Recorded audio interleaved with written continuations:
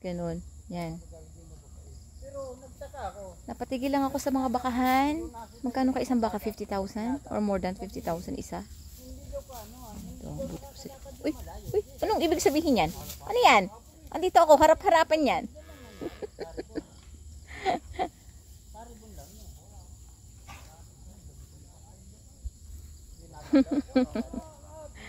Muntik na ako makakita ng X-rated.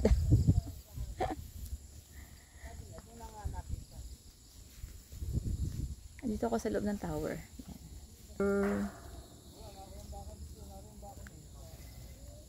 Buti pa ang may mga raming baka.